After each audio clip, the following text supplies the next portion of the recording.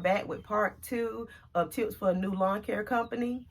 We hope that we shed some light of our perspective on what it is to be in business.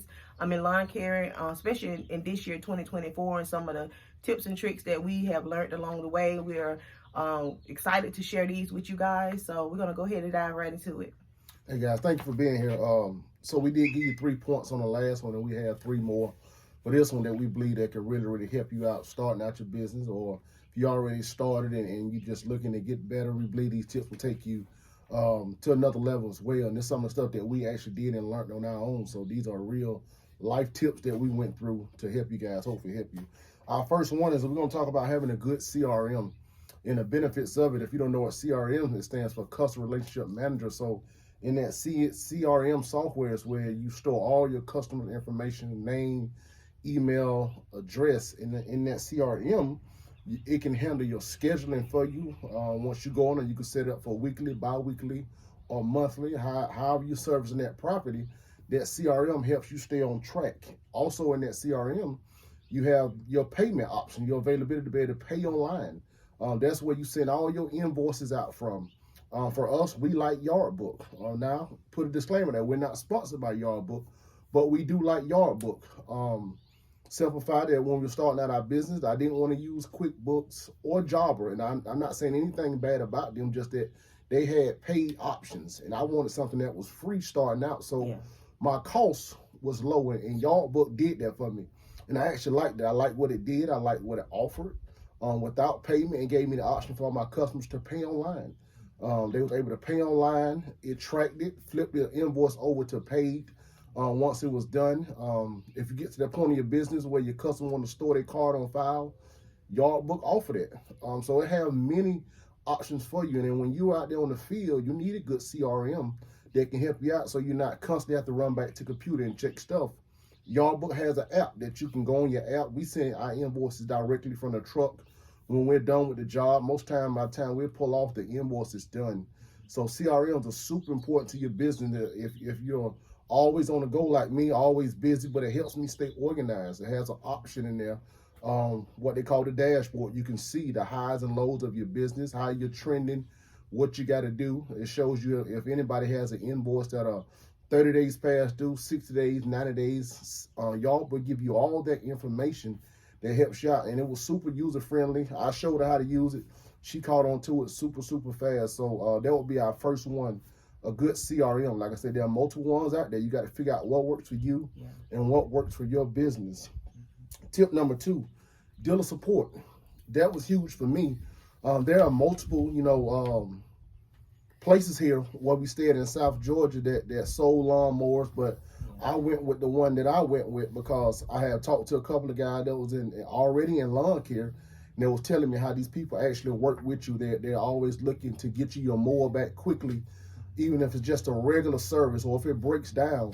You got to be thinking about, if you don't have a backup, does that dealer have a rental or some type of program that gets you back out there in the field and working? So and with that dealer, you got to decide if you want Echo, if you want Steel. What does that dealer sell that you like? With Steel, because that's what our dealer deal with. Nothing against Echo or Red Max. I use Echo now, and I like it. That Steel was heavy. She likes the Echo.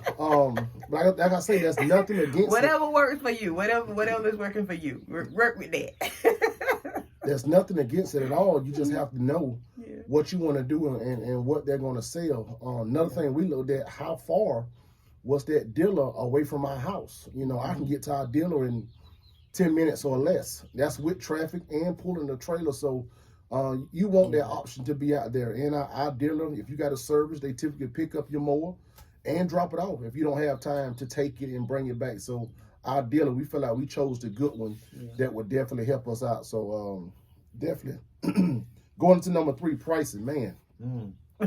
First year, I'm sure everybody's familiar with that term, chucking the truck, man. We was determined not to be chucking the truck. And we did shoot ourselves in the foot with some of our prices, but we got to understand when we did do that, we knew not to make that mistake again.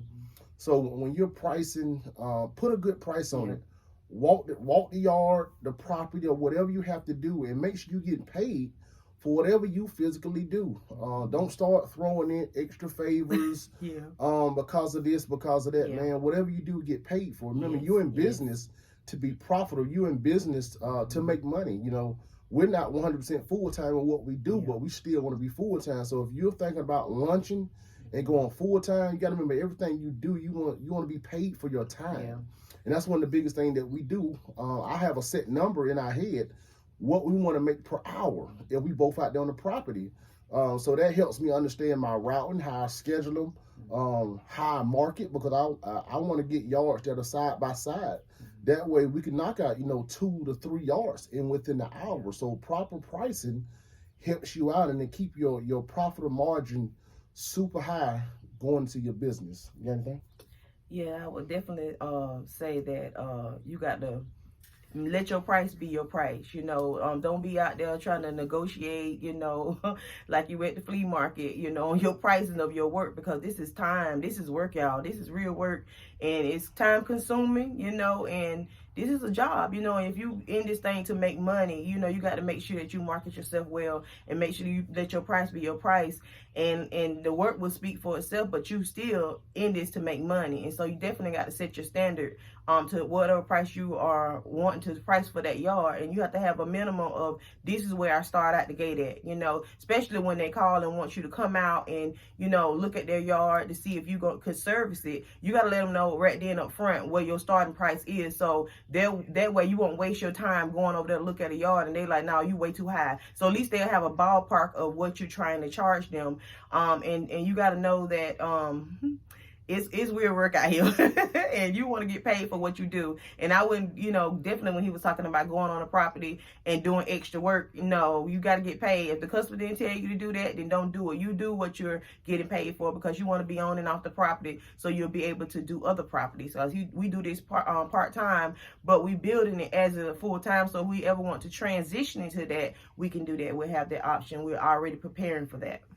Right. Just one thing I want to mention, and here's a mistake, me being transparent. When we first started, I was going out, getting these leads, and then when I was going on a property, I was trying to sell the shrubs as well. Mm-hmm. And I had to learn, let that be a separate price. Yes. Yes. Don't build that in, because when you start telling the customer, yeah, I'm going to do the shrubs too, and then Yeah. when you leave, they think, oh, you didn't do the shrubs. Now Yeah. they thinking they just paying you a price and you're not doing it. So have everything broke down separate. That's what Absolutely. I like about ICRM.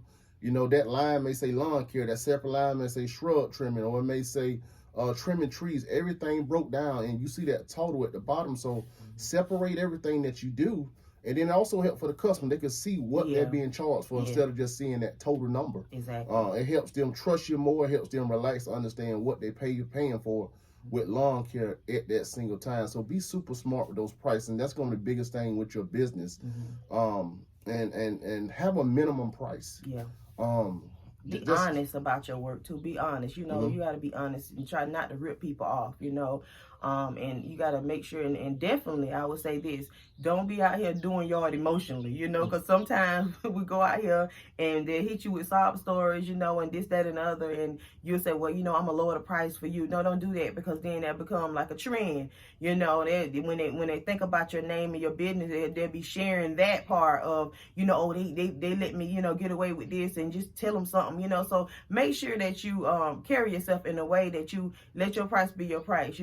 Whenever you go get anything, people say, this the price, that's the price you pay. And so you just let them know that my work speaks for itself. But like I say, this is a business, and we do want to get paid, because look, when the summertime hit, it's hot out here in these streets. So we got to make sure that we are getting compensated for our work. Yeah, super. I know we're hitting pretty hard on pricing, but think about it from this way. If you're going to be a business owner, you don't go in Walmart or Walgreens or any other place and negotiate with them about their price. They trust their pricing system, and that's what it's going to be, and what they price it, it's going to help them be profitable. So you take that big market level business set into your business, even if you do it on a small scale. Take that big mindset as you run your business, and you'll be super profitable in all things that you do. That's me. I think 24/7 about how can I make my business bigger. People may ask me, how many people you got working with you? Truth be told, it's just me and my wife. But when I market it, when I put it out there, it just looked like it's a grand company, because we're super professional. We do everything the right way that it should be. So have great character in your business, and man, it will take you tons in tons of ways with people. So we hope these 3 points today helped you out with part 2. You guys did a good job, because I know I put it on the last video. If you want a part 2 to push her back on camera, and you guys did. So hopefully, you know, all these things was good for you, that help you run your business. And if there's anything else that you have any questions about, you want us to do, create some content about, put them in the comments. And if we got knowledge on it, we'll gladly share that with you. We're super transparent about how we run our business and who we are as individuals. So we hope you like this content. We pray that it help you and that you grow tremendously in your lawn care season in 2024. Until next time, Brown Squatted Lawn Care. Like, comment, and subscribe. Yeah.